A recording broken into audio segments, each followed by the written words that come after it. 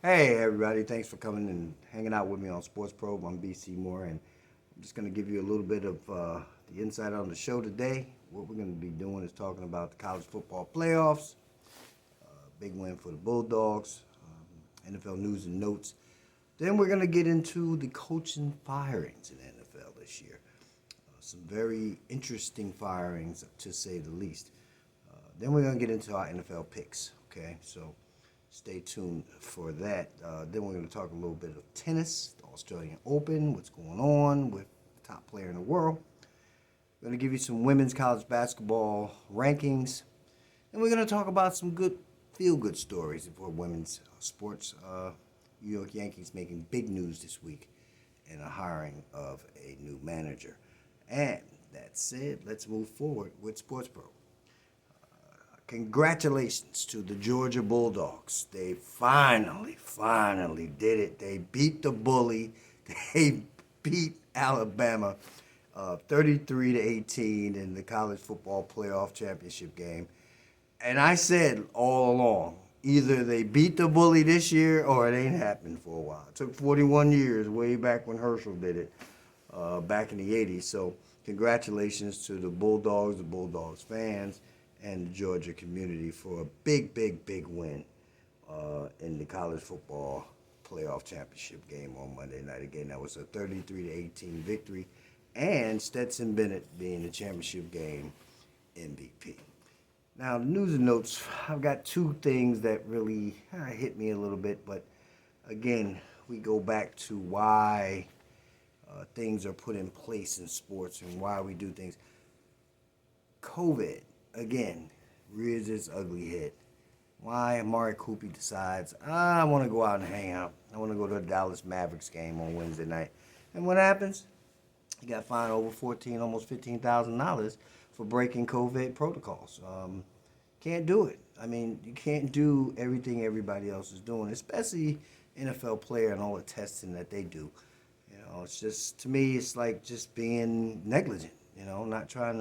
Not trying to stay on top of what you need to be staying on top of, and being conscious of how you could impact, if they suspended him, how you could impact your team's outcome this weekend. And we'll get to those games later on. But the other big thing, Geno Smith, backup quarterback for the Seattle Seahawks, he gets pulled over going 96 miles an hour. DUI arrest. So his contract already ran out in Seattle, so we'll see what his future is going forward with the Seahawks. But, come on. It's after the game. What are you in a rush for, dude? Season's over. You got plenty of time to go play golf or go to Florida or wherever you're going to go for the off season. So, again, a decision that you don't have to make, a decision that it's just a bad choice. Just making bad choices, and just don't like to see those things with very smart, intelligent players such as Amari Cooper, who made a mistake, and Geno Smith made a mistake, but can't do these things, guys. All right, so just don't like to hear those stories in sports. Also, the 2022 season is over, obviously, guys, and there was some coaching fires, and there was a couple of firings that I really was caught off guard by. That Brian Flores firing in Miami, I think they're going to live to regret. They're going to regret that firing. He was a good coach. He brought them for nothing. I still think he's punching himself in the head for taking Tua over Justin Herbert. I know that. I don't even know the guy, but I know he's probably like, oh, man, I knew I should have took Justin Herbert. He took Tua. He took a little quarterback over a big, solid Pro Bowl all-star quarterback. And obviously, Oregon with Mariota coming out years before, it didn't seem like, Justin Herbert was a beast at Oregon. He's now a beast in the NFL for the Chargers. Unfortunately, we don't get to see him in the playoffs this year. The Chicago Bears, as expected, Matt Nagy's gone. Ryan Pace should have been gone last year, the general manager, but at this point, I think the Bears need a refreshing. I think Doug Peterson would be a good pick for there if he doesn't go to Jacksonville. I think he's a quarterback guru. He would do a lot with Deshaun Watson. With Justin Fields. I'm sorry. I was thinking about the Deshaun Watson because I was thinking about the Houston Texans, but I think that Doug Peterson would be a good pick as a coach for the Chicago Bears. He's got that grit. He's coached in Philly. He can deal with the media. So we'll see what happens with that. And then getting back to the Houston Texans, David Culley was fired. They went 4-13. What did you expect without Deshaun Watson? What did you expect? For him to get 4 wins out of that team, I think they kind of used the guy. But he's got some experience, and he'll get a job next year. But I think he deserved at least 2 years. So, again, these coaches get fired. Some of them did a good job. Some of them were put in bad situations. I look at a guy like Dan Campbell down in Detroit. He didn't get fired, but he didn't deserve to. His team played hard every week. So people sat there and cried about him and Nick Sirianni out in Philadelphia, who is playing this weekend in the playoffs. Hey, these guys came in. They didn't seem like they were head coaches, but Dan Campbell, his team played hard for Detroit, the Lions, every week. And Philadelphia's in the playoffs this year. So kudos to those guys. But going forward, Vic Fangio, gone out of Denver. Thought he would get another year. He even said it, but they want to move forward. So Fangio will get a defensive coordinator job. He came from 49ers, so he'll get a job real quick. Joe Judge out of New York. To me, it's a no-brainer. These guys come out of New England thinking they're Belichick. McDaniels did it. What was the guy? Matt Patricia. These guys think they're Belichick. They're not Belichick. You are underneath him. He's a great coach because he's done it. He learned from Bill Parcells. Come on. So you guys aren't that. So, Joe Judge being gone doesn't bother me. They just need to get a good head coach. And Mike Zimmer, he had a 72-56-1 record, made the playoffs pretty much every year he was there.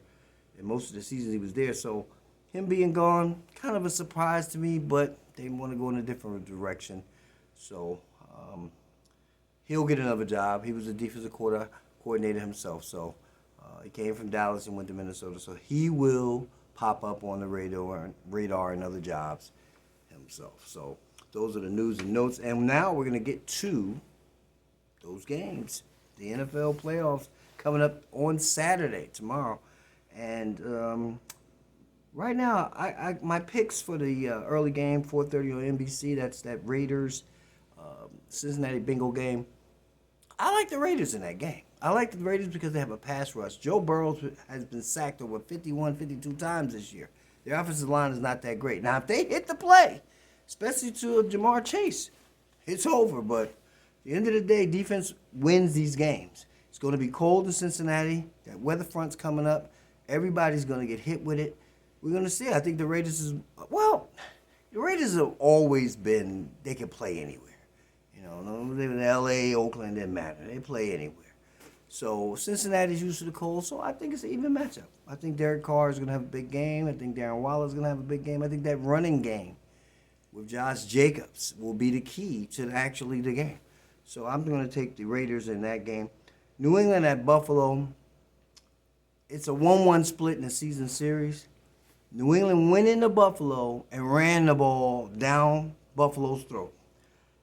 They only threw, 10 passes or something like that in that game? 7 or 10 passes in that game that they beat them? Buffalo's not losing this game. I just don't see it. I think at the end of the day, Buffalo's just a better football team.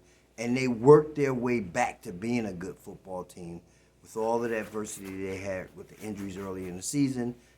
No running game, really, but they've gotten back to the run a little bit. I like Buffalo in this game. On Sunday, I like that Tampa Bay winning at home against Philadelphia. Tom Brady's not going to lose the first game in the playoffs, in the wild card, so that's just how I feel about that. I don't care how many weapons he has or doesn't have. They're going to win that game. 49ers over Dallas. I think this is the game. I remember back in the day, if you guys remember, when Dallas was playing the 49ers, every year, the NFC Championship game was a big game. It was back then, it was Green Bay, Dallas, and the 49ers. And this is back to that old traditional game. And I just think that the 49ers have two things that Dallas don't have. One, they have a better pass rush, and I mean consistent pressure, while still stopping the run. But what they also have, which is more importantly, a running game. If Dallas can't run the ball on the 49ers, this is going to be a game that gets out of hand real quick because the 49ers proved last week that they're just not going away. And I like that grit in them. I like that fight in them. I think Jimmy G is where he needs to be right now, and he's poised to make another run. I'm just saying. I mean, listen, at the end of the day, you got to look at that victory last week. That was a statement victory on the road and needed to win to get in the playoffs. And they did a fantastic job of implementing that game plan of the run, the pass option, and also that defense putting pressure all over Matthew Stafford. So I look for the 49ers to win that game. And then on 8:30 on NBC, Kansas City going to take on Pittsburgh. I just like the Chiefs. Big Ben's going to play his final game. He's going to play a decent game, but Kansas City, now they know it's money time. Now it's time to play. I think the defense will show up. I know Patrick Mahomes will show up. Tyreek Hill, Kelsey. They got all of the. That offensive line of theirs had to mend and had to groove, get together, gel. And I think they've done that now. I think they've put themselves in a position to where all of the heartaches that Andy Reid had to go through, that Spagnuolo, the defensive coordinator, had to go through, now is going to pay off in this game against Pittsburgh at home at Arrowhead. So I look for the Chiefs to win that game. Then on Monday night, this is an interesting matchup because I could see Arizona winning this game on the road. But they're not going to win. I think the Rams are going to pull this out because they have to. It's a difference. See, Arizona needs to win. If J.J. Watt plays, he's still not in shape. Kyler Murray is a beast. I mean, come on. For 5'9", I mean, he's just an outstanding quarterback, signal caller. He can run the ball. He can put the ball on the money. He's just a great quarterback. Back in the day when you had like a guy like Fran Tarkenton or Doug Flutie, we can't have no small quarterback, but times have changed. The evolution of the game has changed, and now you have quarterbacks who actually play the position like it's supposed to be played, and Kyler Murray is one of those quarterbacks. But I don't think they're going to win this game. It's going to be a close game. Might be a field goal game in my mind. I see the Rams winning this game. And then the big matchups coming up after that with the Titans and the Packers having the bye. They will play the lowest seeding teams that come out of this weekend, and then next weekend we'll go into divisional round playoffs. So that's my picks for the NFL playoff weekend, super playoff weekend they're calling it this year. I like that. So that's what we're going to be looking forward to on Saturday, Sunday, and Monday. I wonder sometimes about what some people, do they think they're just privileged, special? I don't know, because the number one tennis player in the world, Mr. Djokovic, he thinks, he's given the perception to me that he's better than everybody else. Like I can play in the Australian Open unvaccinated, and no one's gonna say anything. A judge ruled in his favor, and the statesmen, the people, everybody said, hey, we got our COVID down. People got their vaccinations. If they chose to do, they're wearing their masks, they staying safe. Bro, we don't need you here. We know you the best, but if you ain't getting vaccinated, and that's their rule, they have the lowest rate in the country, like in the world right now, Australia, because they was going through it in the beginning, and they don't want nobody over there that ain't vaccinated. You can't get mad at them. So, I mean, I just felt like, the Australian Open starts on Monday. They had ruled that he couldn't play, and then a judge came in and said, hey, no, that's not right, he can play. And then they came back and said, no, he can leave. I don't care if he quarantined or whatever, he can head back to Serbia. So, I mean, at the end of the day, if that's their rules, you're no bigger than anybody else. Even though you're the number one player, you're not the one player that has to play because you don't want to get vaccinated. That's their rules. You got to go with the rules. It is what it is. So Australia just decided to make a choice, and that's what they did, and you got to respect them for it. I applaud Australia. Women's top 10 basketball teams this year. The top 6 through 10. 10 is UConn back in the top 10. Indiana State Cyclones 14-1 are the ninth team. Maryland Terrapins are 12-4 this year, playing good ball. They're at the 8th slot. Number 7 LSU Tigers are 15-2. Indiana, surprise, 12-2, number 6 in the country. Number 5, North Carolina State Wolfpack, 14-2. Louisville Cardinals, 13-1. Tennessee Lady Vols back in the top 3 at 15-1. Stanford Cardinal, 11-3. And on top, Dawn Staley's South Carolina Gamecocks at 15-1. So keep looking at your women's college basketball. It's great basketball. And the WNBA draft will be coming up soon, so we need, and free agency will be coming up, so we need to be paying attention to what the women are doing. They're doing outstanding things and getting into more of the women things. How about my Yankees? I mean, I ain't supposed to say that. How about the Yankees? Let's say it like that. Hired Rachel Balkovec as their new A-League minor league manager. Congratulations. There again, Yankees stepping to the forefront.